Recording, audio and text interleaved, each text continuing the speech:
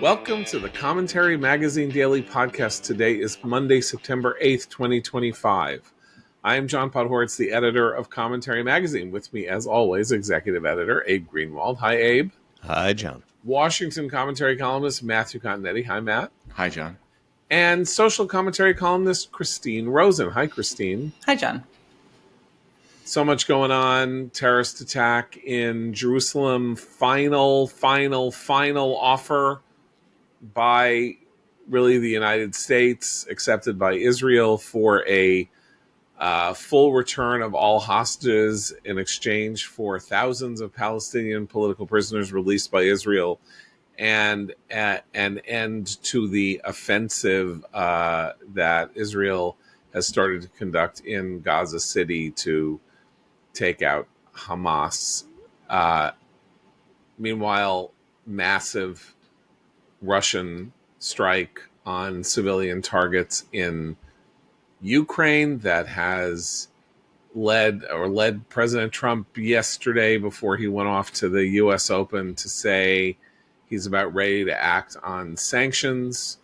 Our friends at the Institute for the Study of War explained that the drones that are being created by Russia, that Ukrainians, by the way, are having some significant success in shooting down, which should be noted. I mean, they sent 800 and something drones, and 90% of them were actually shot down by the Ukrainians. These drones would not be possible without Chinese equipment, technology, and parts. And so then there's a question of whether or not sanctioning Russia alone will be sufficient unto the day, whether just as we are talking about saying, or we are, going out India for giving money to Russia for its oil so that it's supplying Russia with economic strength to continue the war, whether or not we need to do some act against China to get them to stop creating this pipeline that is keeping the war going.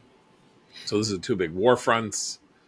And then in the United States, we have this savage murder of this young woman on a train in Charlotte, the image of which is like already seared permanently in my brain, just the freeze frame of the moment before he stabbed her. And the very peculiar response by, I would say, these sort of elite mainstream politicians and media to this kind of unprecedented crime, given how it was captured on video, and the idea somehow that it's good to suppress it because I guess, and I'll just say it flatly, because the murderer is black and the victim is white, and the mayor of Charlotte doesn't want people to be really focused on the fact that this happened in her city.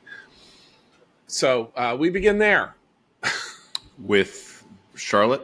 I don't know. We begin with, this is just the over the weekend. Can I start with the Charlotte story? Please go. Sure. Start with Charlotte. Yeah, I find it fascinating because for some reason I figured, after the election and after the complete exposure of the drop in public trust of mainstream media, that there would be fewer of these stories that become sensations completely off of the mainstream front page.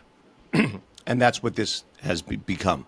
This was in right-wing social media spaces. Local news covered it. If you look up the story, you'll find, a billion local reports on it.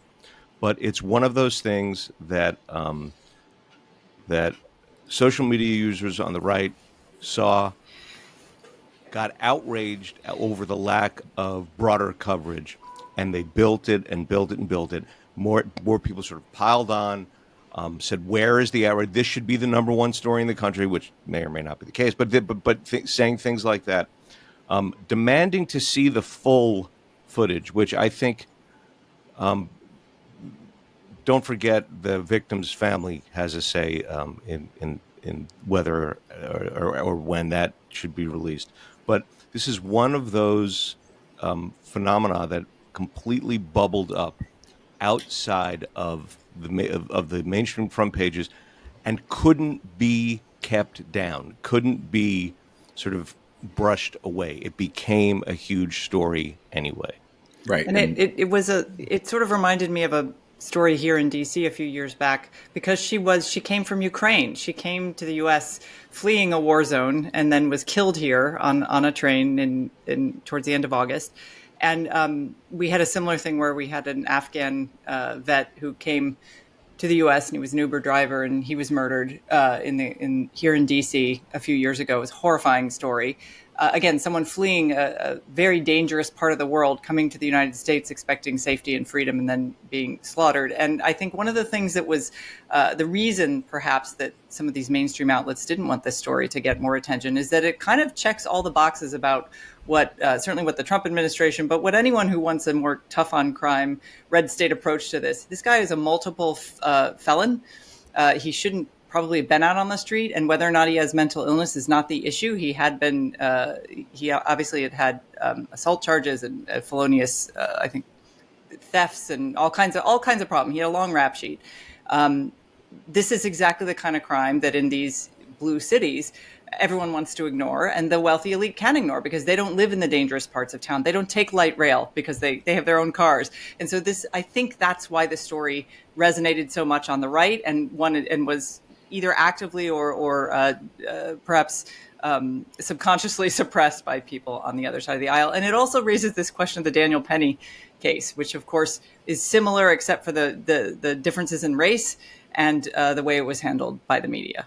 The Daniel Penny case that people need to remember, Daniel Penny was a veteran who was on a New York City subway and subdued a schizophrenic who was threatening people on the subway car and held them in a chokehold, and the guy died. Penny was charged with manslaughter, I believe, and was acquitted finally, but it should never have been charged. It was an outrage that Alvin Bragg, the Manhattan DA, charged him, but that was very, very much a sort of because he was white, and the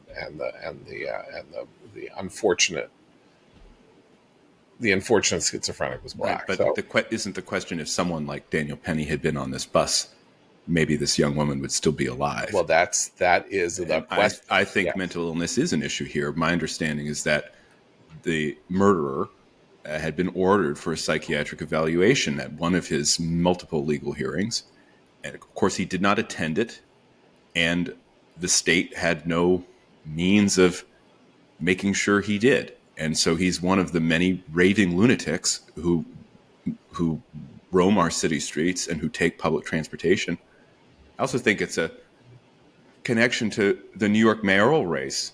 What's one of Zohran Mamdani's major issues? Free buses.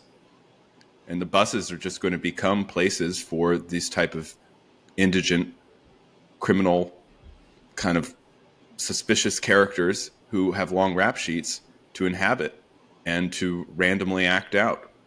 I think New Yorkers should pay particular attention to this as well. And then just the final piece of context here. This happened. It happened earlier this week, but the story really took flight over the weekend when Trump is in the midst of his ongoing war of words with Illinois Governor J.B. Pritzker over whether the National Guard should go to Chicago. And I think this incident in Charlotte illustrates how many Americans feel about crime. All they hear from the liberal media and the Democratic Party is crime is going down. Crime is going down. Data show. This word data has this almost magical effect on the minds of New York Times readers and NPR listeners. It's, the data show. But then you open up your eyes and you see something like this happen on a bus to an innocent young refugee. And of course, the common sense response is we need to do everything we can to make sure incidents like this don't happen. Can I make 2 points in relation to that? So there was a lot of polling over the weekend, essentially sort of the monthly polling that people are now doing. showing unfavorable responses by the public to Trump's deployment of the National Guard, sending them to Chicago. The polling is, by the way, overall not bad for him. He's at 43, 44, 45%. It's not, he's not like in the 30s or anything like that. It's not great, but it's not bad. It's sort of it's the sort of Trump range. But there is this polling that says that his unfavorably disposed toward him deploying the National Guard or sort of federalizing crime. Federalizing weirdly sounds like, to a lot of us conservatives, like federalizing is the wrong word because that makes it sound like he's sending it to the states, but nationalizing or sort of making the federal government a player in local crime issues. But what always matters in polls on attitudes is intensity questions.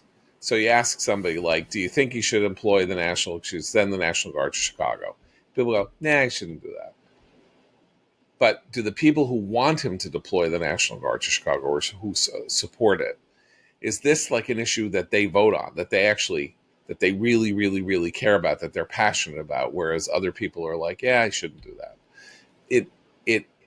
That's the intensity of the issue and how people respond to the issue is not measured by yes or no questions on polls. So I think on the one hand, Democrats should take heart from these polls, suggesting that Trump hasn't won the American people over to his side, that there needs to be a kind of national focus on crime as a major American issue. And at the same time, if he is binding his coalition tight as a drum and getting 3 or 4% of other people to come aboard who say this is something that I can't go to sleep at night looking at these pictures or hearing these things. We don't know how this is playing out, but you can't just accept the idea that majorities of Americans or a supermajority of Americans don't like what he's doing on crime. I don't believe that is a right way to look at this matter. I want to bring up one other cultural point.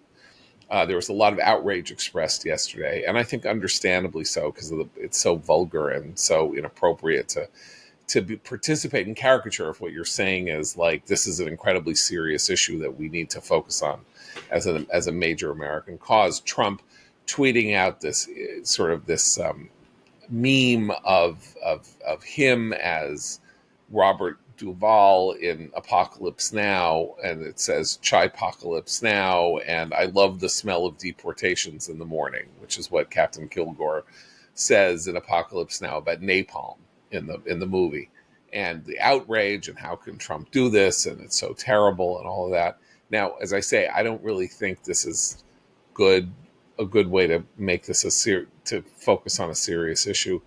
But I happen to know that if you're saying, oh my God, this is terrible, that he's like likening this to Apocalypse Now or whatever, Spike Lee has a television series, 3 seasons long, about crime in Chicago called Chirac.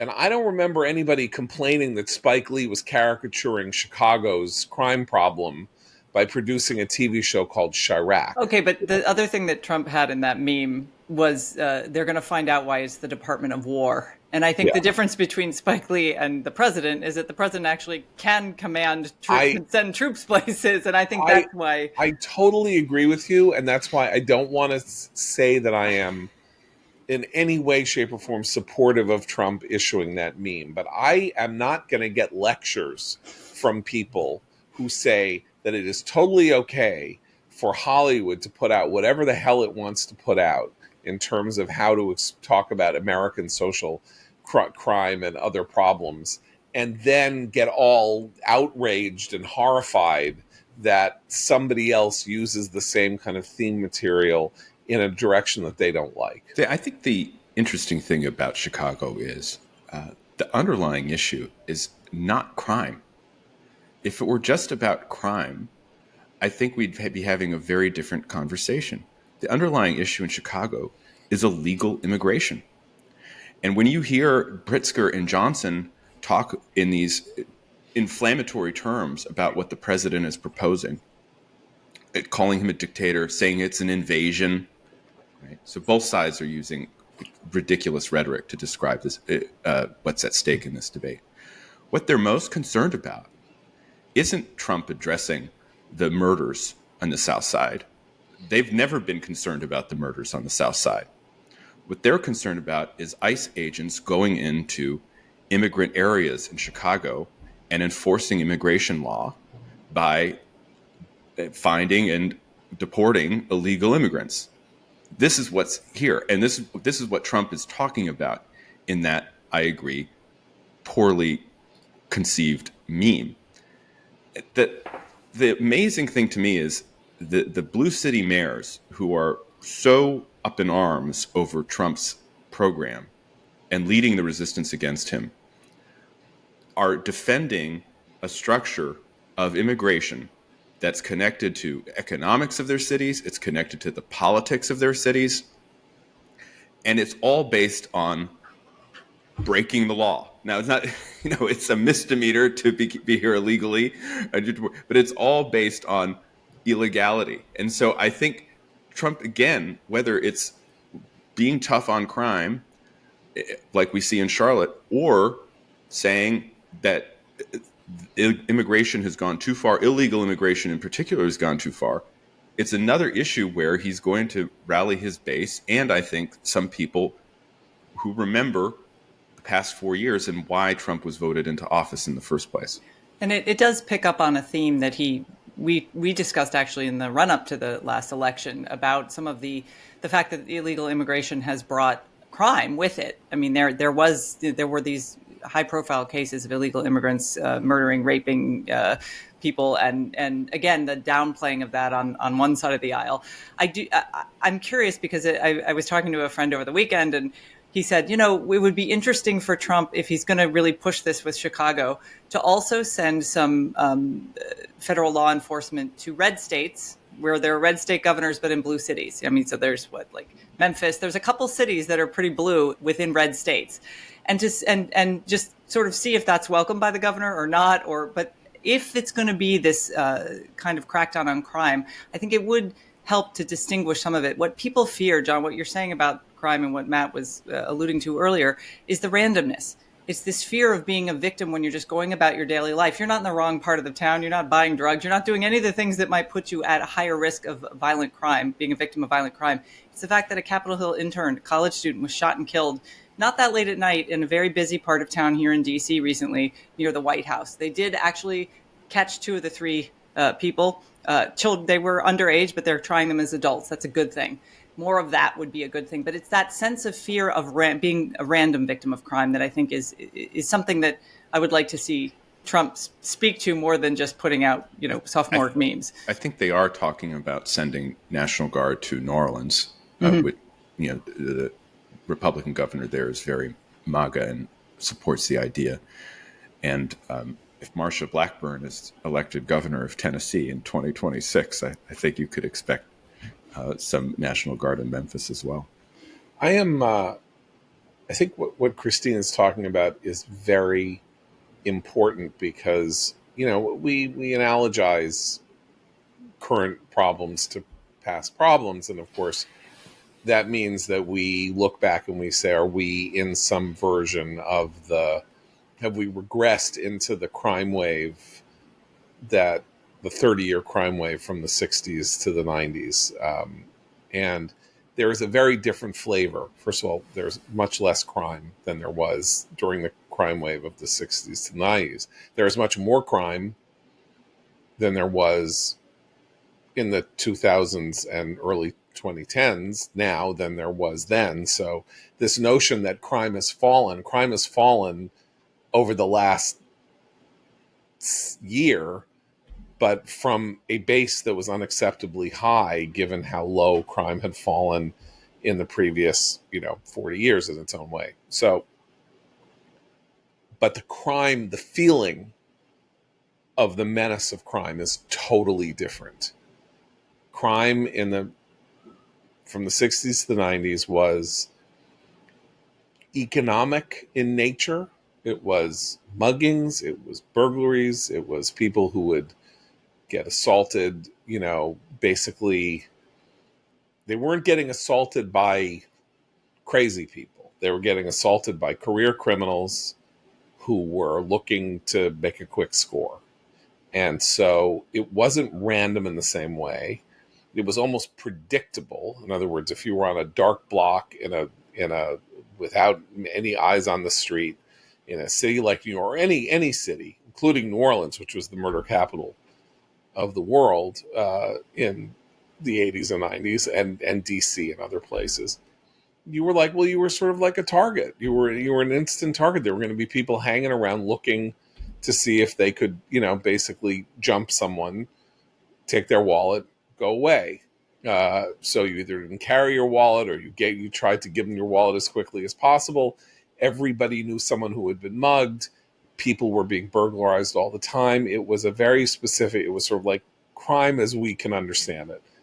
The thing that is unnerving people now is the crime of the sort that was on the Charlotte Light Rail, or what Daniel Penny was responding, or what happens in the New York subways, or what's happening in Seattle and in LA and stuff like that, which is, or at the Annunciation School.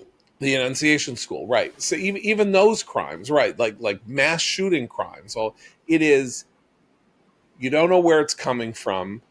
It's by definition random, because it's the result of the behavior of a person who does not have his or her faculties, and some voice in their head triggers them, and they go and they do something horrible.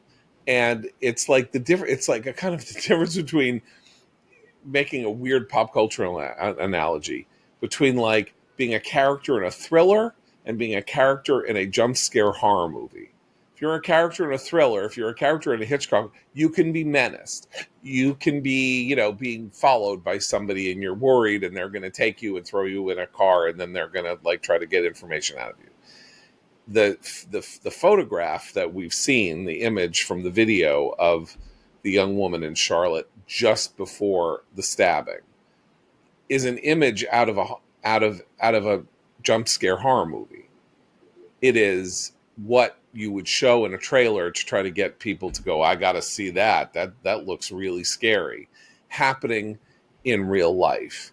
And I don't think people want to live their lives terrified of randomness. On the one hand, it's obviously safer than a world in which people burglarize, and you have soft on crime judges who let them out in the way that you let them out when they were let out in the 70s and 80s. But the feeling isn't much different. It's like there is no defense in a weird way. That's the point. Right. Well, what is the defense against the attack that can have more law enforcement? Right. You can have more involuntary broken windows. Policing theory, right. Which is broken windows is very important here. I just want to add, because this guy did not pay to get on the light rail. He was right. not even supposed to be on the train. So you start there. So to explain that, broken windows theory says you start with a fare jumper, because if a person who is a fare jumper is likely to have committed other crimes for which that person is either on parole or is in the justice system in the middle of a arraignment or case or something like that, and therefore you can grab them as they're committing another crime. So that is the key to broken windows policing, is the idea that non-criminals don't engage in criminal activity. So if somebody engages, it's not the first time he's done. If you jump a turnstile, chances are you've done other stuff that's worse. And it's much easier to nab somebody committing a crime like that and then saying, okay, what else? By the way, we all go through this. You also raise pulled over by a cop, the standards for behavior. Right. But I'm just saying, like, everybody has, if you get pulled over by a cop for speeding or for, like having a busted taillight or something, they take your license, they go back to the cop car, and they try to make sure that you're not, wanted for murder. The 10 minutes that you wait until they come back with your license. That's not they're not, that's not intrusive or unjust or unfair. That's just like sort of criminology 101. Someone's in, just make sure they're not wanted for something else. I Yeah. think And yeah. I think this is very important considering what's happening in Washington, D.C. So Trump's intervention in Washington, D.C. is nearing its 30-day mark in terms of the federal takeover, so to speak, of the Metro Police and the introduction of the National Guard. And in that time, crime has plummeted. Now, was crime declining before Trump's intervention? Yes. But the drop since has been so dramatic that even Mayor Bowser, who had waxed and waned on her attitude toward Trump at the outset of the experiment, is now behind him and saying she wants this to continue. And this mystifies liberals.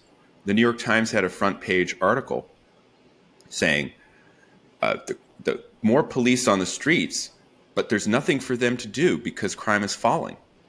And that's one of those mornings when I read that headline. Fox Butterfieldism. It's this, yeah. It's He was talking about the prisons. He was 90s. talking about the prisons. He Yeah, would it's also write that more incarcerated as crime falls. In this case, it was more police on the streets, but they have nothing to do because crime falls. I wanted to shake my paper and rip it up into 1,000 pieces when I read that headline. It's precisely because there are more people on the street that crime is falling and that criminals are deterred. And this gets to, I think, a crucial misunderstanding liberals have about crime fighting. In the famous Broken Windows article that James Q. Wilson wrote with George Kelling for The Atlantic in 1982, they begin by saying, look, we have to draw a distinction between policing and law enforcement. Policing is when you have the cops on the beat, they're in the streets, they're making their rounds, everyone knows that they're there, and they feel safe. And because you feel safe, and because the criminals are worried that if they do something wrong, they might get caught, there's less crime. Law enforcement, Kelling and Wilson said, occurs after the crime. It's the cleanup crew. Someone is murdered. There's a car burglary. Then the law shows up to investigate. And they say in the famous Atlantic piece, law enforcement is not a way to reduce crime. The way you want to get crime on the outset, and that's through policing, and that's through the broken windows strategy. And broken windows is being implemented in DC. I hear all these complaints about the National Guard presence. Oh, the National Guard, they're just cleaning up the parks. They're just making the streets nicer. They're not really enforcing the law. One, they can't really enforce the law because of federal statutes. Two, cleaning the parks, washing the streets, beautifying the city, taking down the homeless encampments, that will reduce crime because it imposes a cost on social disorder. And so I think that the liberals should look at what's happening in DC. It's the test case here, and it can be implemented in other cities. All it takes is an act of will, and it's an act of will that these blue mayors cannot even conceive of. Well, and I would like, if it was interesting you're right, to have Mayor Bowser say she wants to see a continuation of this. I would love to see some of those eyes on the street, law enforcement on the street, go to Ward 7 and 8 in the district, which is those are the highest crime areas in the city, entrenched drug gangs, all kinds of stuff going on there, that also the highest violent crime rates in the city. And residents of those wards, when interviewed in the past, few weeks, have said, yeah, we'd like more law enforcement presence on our street. And, they say we want it to be fair, well-trained cops, et cetera, et cetera. That's what everyone would say. But they are also aware that the problem in their ward, their two wards in particular, could use more help. And so I'm wondering if that might be something she could do if she's asking for continued federal presence, National Guard presence. Well, I would think that the purpose of the federal resources and the federal agents would be to free up the local agents to be redeployed Ideally, to places yes. like those wards you mentioned.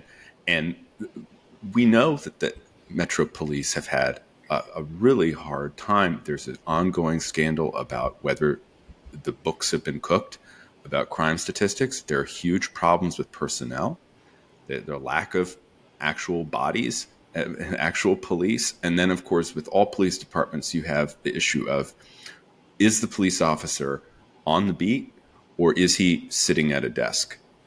And this step is intermediary, this step of introducing the federal presence. It should be a way to allow the local police department to redeploy in order to affect the most dangerous wards. But I'd say that this crime drop is across the district. So it includes these wards that where you don't see the federal presence like you do in the center of the city. I think there's a really morally appalling message that is being sent by blue state mayors, many of whom are themselves African American. And it is that we do not want to prosecute crimes because we don't like the fact that a disproportionate number of the people that we will have to prosecute are black.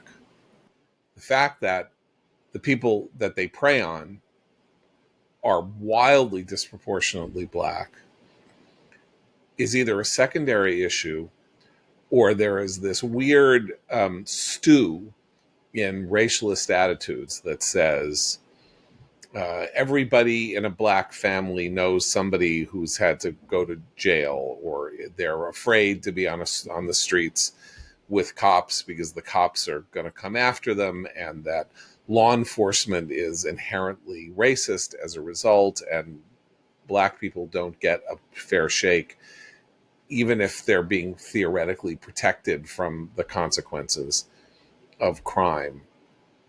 And this is just morally abhorrent to me. It's so like it seems to be axiomatic for somebody like Mamdani or anybody or any of these more progressive. They themselves don't have to be black. Obviously, Mamdani's not black. Michelle Mayor of Wu, Boston. Though he does identify as African American. yes, he does. He does if he needs to try to apply to Can college. I add to your outrage and say it's also not true that that's how that's a kind of elite left-leaning politicians' view of the people they are claiming to protect. Look, I've lived in the district for more than 30 years now. I've been on many juries, both criminal and civil. I love my jury service. Everybody should do their jury service. It's really helpful. And with DC residents of all backgrounds and races, and the ones who are most meticulous about in both insisting that law enforcement presence could have prevented a terrible crime or is more needed, the people who are supposedly being protected by this idea that crime shouldn't be prosecuted because of their race. The folks who I have been on juries with, particularly from the more crime-ridden parts of the city over the years, are the ones who will say, you know what, it would be great if there was a cop stationed outside of the metro to see who's coming in and out, who's jumping. They say this sort of stuff all the time. And so it is a condescension to those people's actual experience to say that they wouldn't want to see the prosecuting happen of these criminals. Can I say, something else that we talk about various factors that contributed to the ramp up of Blue City crime in the past few years. COVID, the social justice chaos, and things. I think the legalization of marijuana, huge deal. It had the opposite effect of beautifying the cities and raising the standards for behavior. It turned sort of city life into a kind of free for all. It sort of loosened things up to the point where, no one really cares about anything. Look, you could just walk around getting stoned now, and no one cares. Now, I get technically, if you make something no longer a crime, you have less of that crime. But I think the social effect and the investment of city dwellers as a result really plummeted. That is one element. Obviously, the most horrifying policy here in New York State, which was the ending of bail. Yep.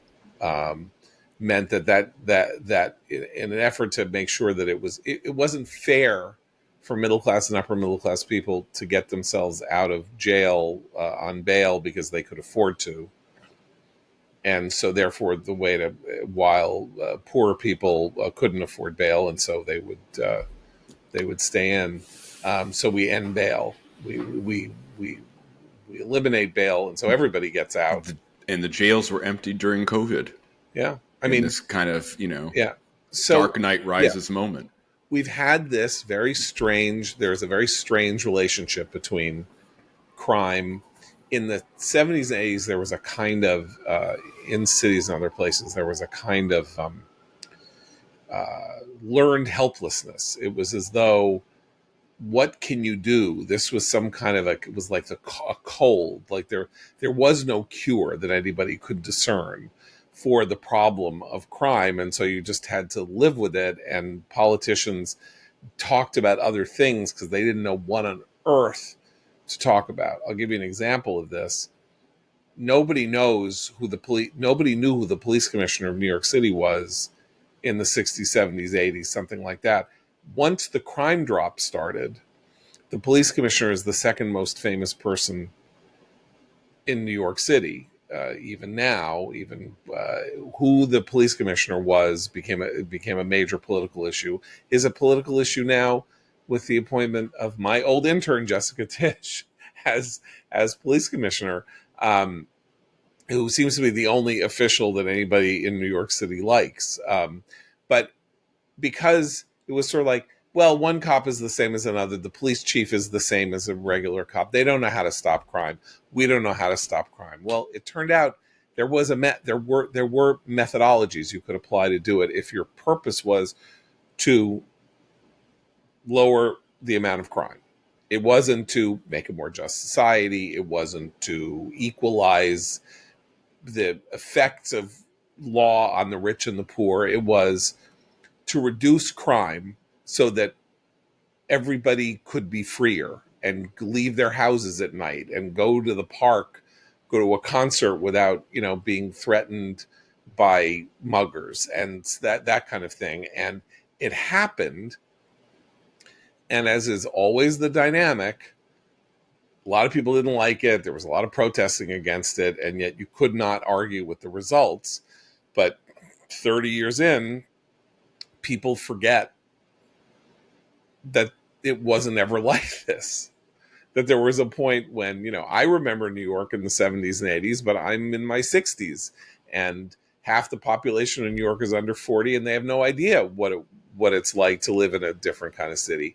And this constant need to relearn the old lessons. And I think Democrats and Democrats are going to be forced to learn these lessons again, that people are going to hold them accountable for the things in their life that they're actually supposed to manage. They're supposed to keep the streets clean and make them safer. I mean, I think sadly it's because no one has held them accountable that Trump is able to do experiments like Washington, D.C., and to threaten to do the same in Chicago or in Los Angeles or other blue cities.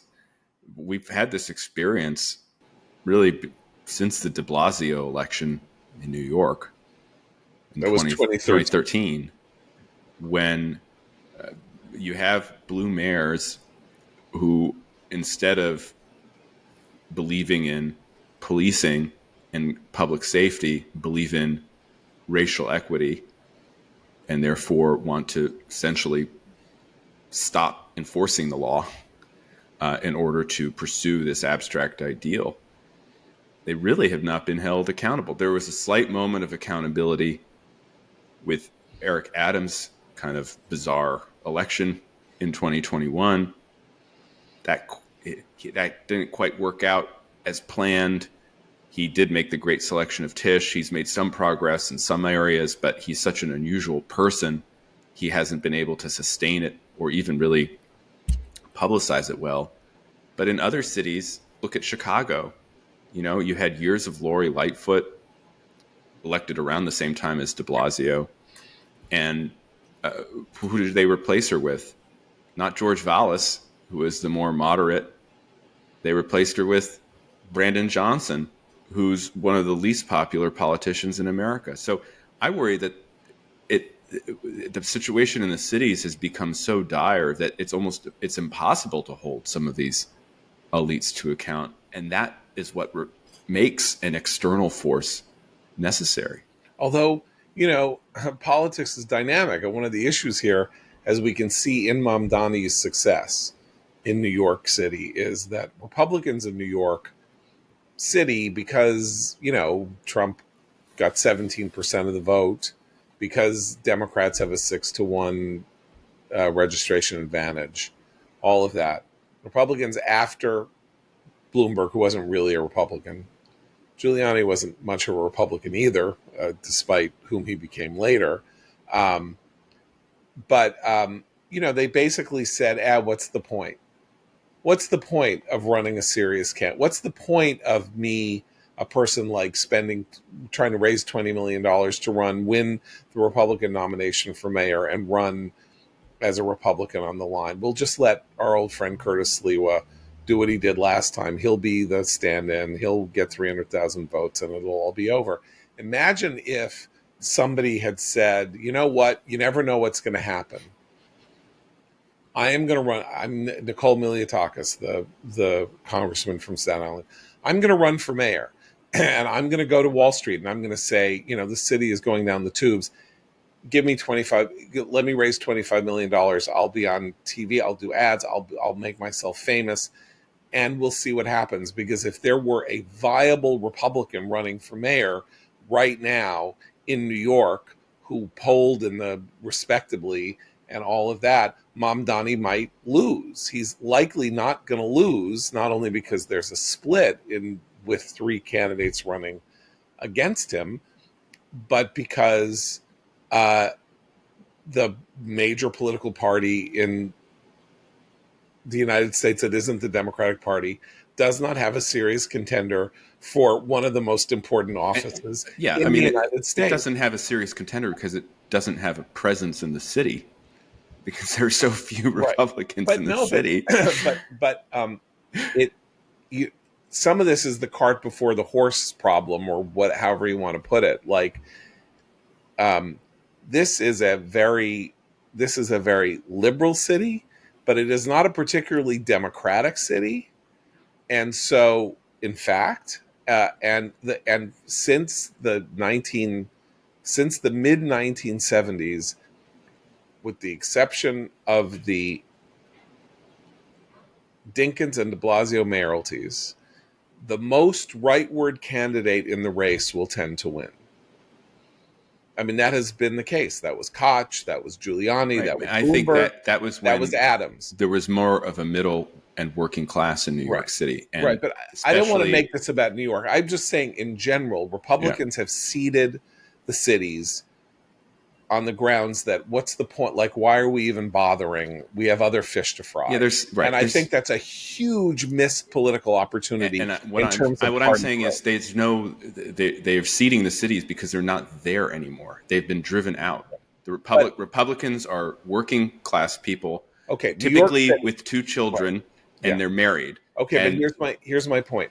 New York City, people don't know this, the largest ethnic group in New York City is Hispanic. Now Hispanic is a really bad term. It describes people who come from Spanish-speaking backgrounds, and they're from 10 different places, and thinking that they represent an individual thing is wrong. However, what is the Republican success story of the last 9 years? It is this astonishing growth in the vote at the federal level for Trump among people who are called Hispanic. Is that fertile ground in a city like New York? It may not be fertile ground in a city like Chicago, where the Latino population is not that large, but New York, LA, other places, Dallas, Houston, I don't know. I mean, I'm just saying, like, growing political parties or growing like this. I'm not saying it's just a missed opportunity. I mean, there is real material to be used for seedlings that can grow into real branches. I don't care whether it's a Republican or not. To be honest, if there were like a left-wing Democrat who was really good at crime, let me correct myself yeah. earlier, because Okay. I said I couldn't find an example of the electorate holding politicians accountable in these cities, but it occurred to me that in San Francisco, something like that has happened, and Yeah. a more reasonable mayor has been elected, And the DA was and kicked out. there's been improvement in San Francisco Yeah. as a result. Right. So I Right. guess so. You have two models. You have the Trump Yeah. model in Right. Washington, D.C., where Right. the law grants Trump extraordinary authority to intervene. Right. But you also have the San Francisco model, and Yeah. these electorates in these cities, they have to choose.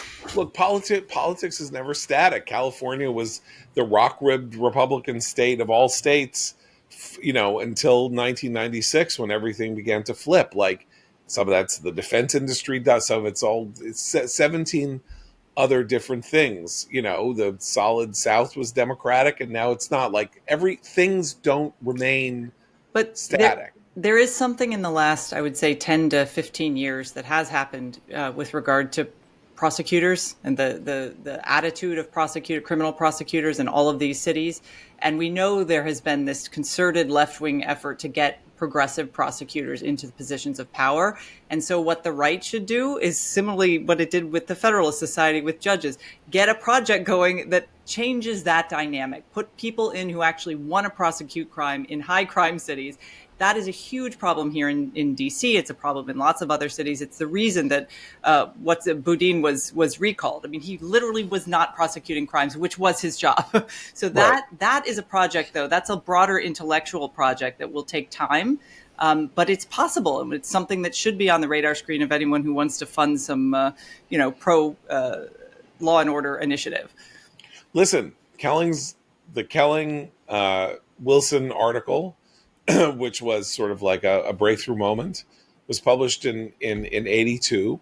The theories that they helped promulgate and then sort of trickled down to think tanks and other places like the Manhattan Institute to sort of create the conditions for.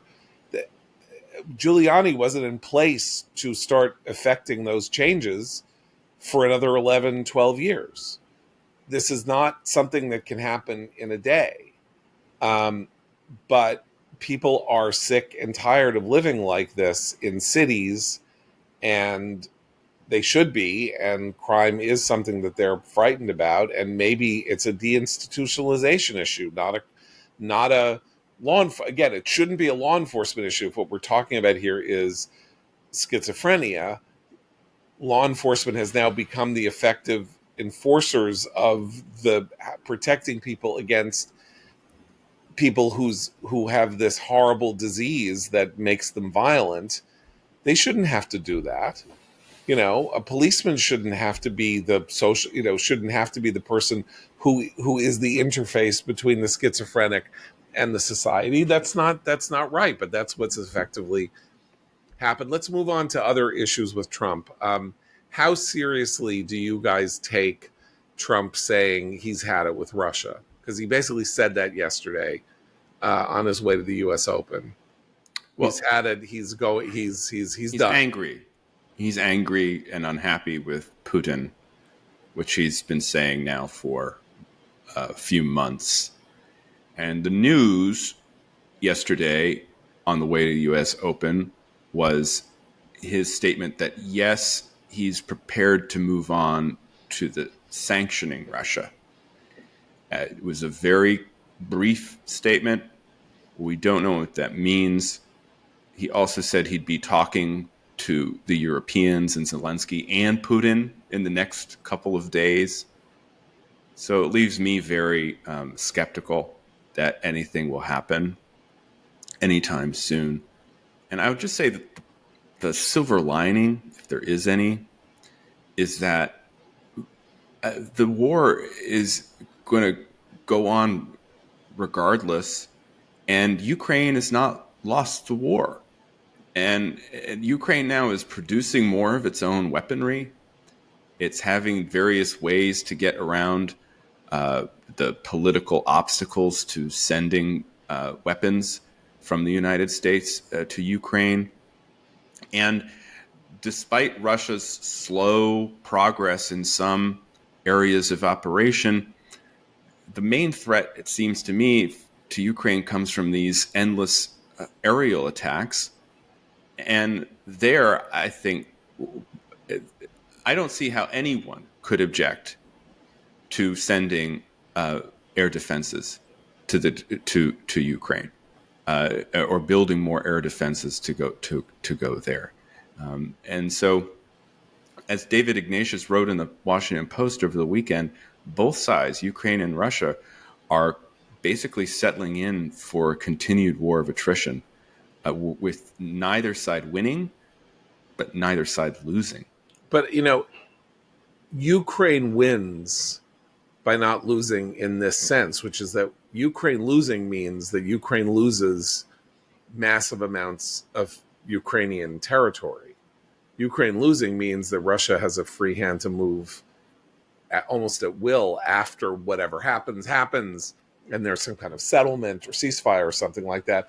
And then they'll just eat up. They'll take little bites and bits and pieces and all of that, and basically destroy Ukraine over the next decade. Russia can only win one way, which is to defeat Ukraine. Ukraine, though, the cost is insuperably high, wins by not being swallowed up by Russia. And in a funny way, they have the upper hand in that sense because they've proven to be so innovative and fleet-footed. It turned out that they could not succeed in a conventional effort to seize Russian territory, to create the conditions under which they would trade Russian territory that they had taken for Ukrainian territory that Russia had taken. That was last year's effort in the summer offensive, and it didn't work. But they're still, they're still alive and kicking and fighting. And, Trump called the war ridiculous yesterday. He said, the First Lady and I, just want to see an end to this ridiculous war. And that is a preposterous word to use about this war. This war is deadly serious. It's about one country swallowing up and enslaving another country. And that's the least ridiculous thing that I can imagine. We can decide as a nation that we don't want to be particularly involved in helping them, which is, I think, a mistake and bad in 10,000 ways. But what the Ukrainians are doing is, they are saving their sovereignty, and ridiculous it ain't. I just want to make one point, which is, there 4 presidents have been unable to stop Vladimir Putin from warring against his neighbors and the West. George W. Bush's second term, Barack Obama, Joe Biden, and Trump too. There's one president who did somehow deter Putin, and that was Trump 1. Yes, same man, very different approaches to foreign policy in his 2 terms. And I would just hope that we find that Trump 1 president, where is he? He's somewhere there.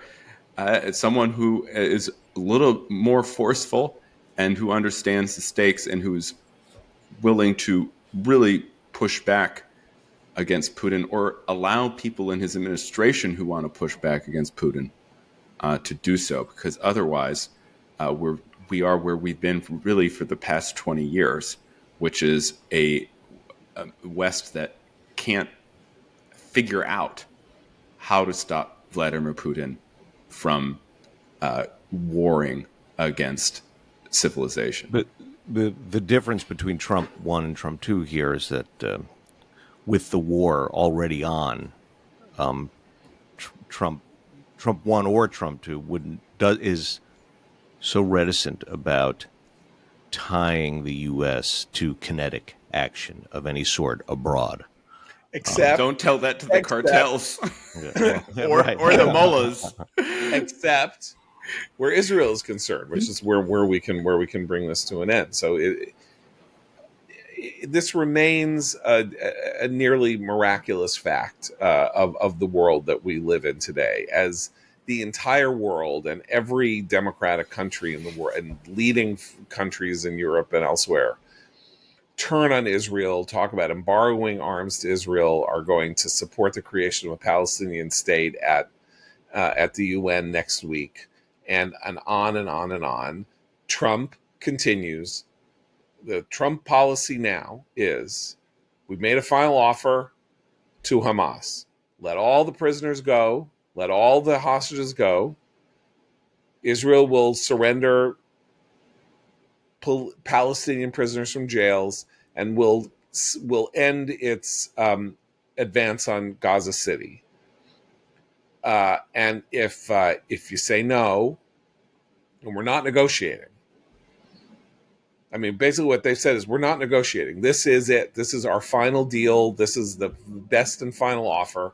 And otherwise, we are totally all in with Israel, crushing Hamas through the military engagement in Gaza City that will involve largely the destruction of Gaza City over the course of a very difficult couple of months of military action.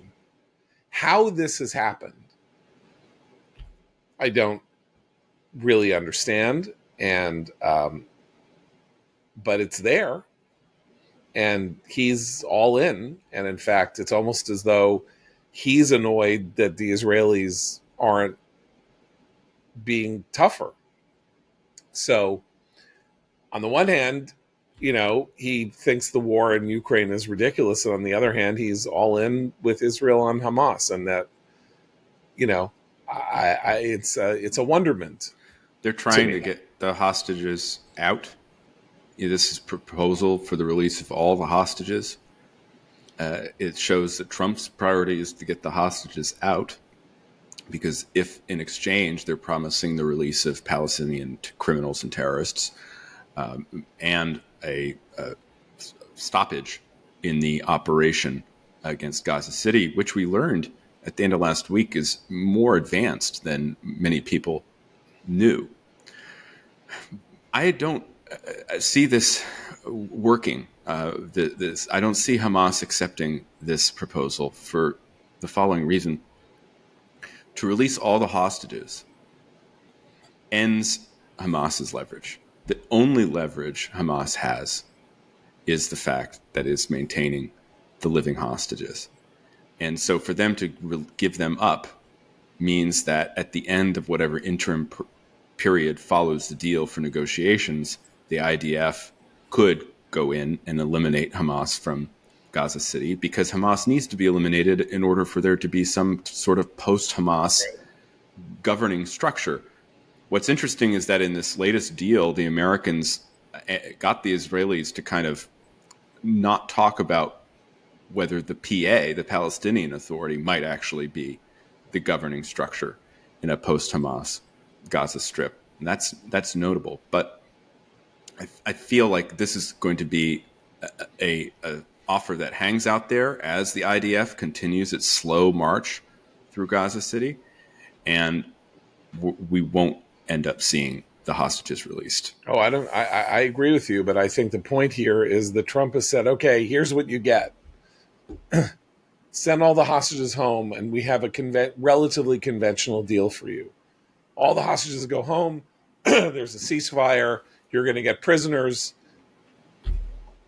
just like and it does show that Hamas is the obstacle, right? By putting this forward, right? And if not, then all bets are off. And as I say, it means that Trump's attitude on this is very, very different from his attitude on almost every other matter that he is engaged in.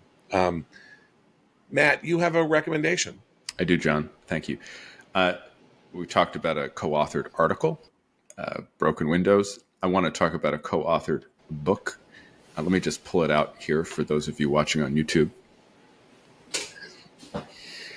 It is this massive tome the Golden Thread, Ah, a history. yeah. Did she recommend it? No, this just Okay, proves you're not that's listening and fine. you're not on the That's show. fine. I have an alternative. I have an alternative. That was Sorry, that we was- should have- that But was- I that have to was say, Bozo Christine, and you James have Hankins' good Golden taste Thread, yes. because it is a sight to behold. It's just a beautiful work on its own. Okay, my alternative, my backup selection is actually also co-authored, but it turns out that Maurice Sendak, the celebrated children's author, designed the scenery and costumes for an opera of Hansel and Gretel many, many years ago. And some of the illustrations that Maurice Sendak, the author of Where the Wild Things Are, among other classics, made for this opera, part of his design had just been uncovered. And so in a very inspired choice of prose, marriage of prose and art, Stephen King has written a children's adaptation of Hansel and Gretel paired with the Maurice Sendak illustrations. And this has just been recently released. And if you are, as our audience knows, like me, a connoisseur of children's books and of picture books, you're going to have to run out or order this book right away. Hansel and Gretel, words by Stephen King with illustrations by Maurice Sendak. And just to reiterate that what just happened here is that Christine had on Friday recommended The Golden Thread, the first of 2 volumes in a new history of Western civilization by Alan Guelzo and James Hankins, and so we now have double recommendations for that. The first volume I think is largely by Hankins, and the second volume, which is not out yet, will be by Alan Guelzo, the great Civil War and Lincoln historian and Lincoln scholar. All right, so that's us for today. We'll be back tomorrow for Matt, Christine, and Abe. I'm John Podhoretz. Keep the candle burning.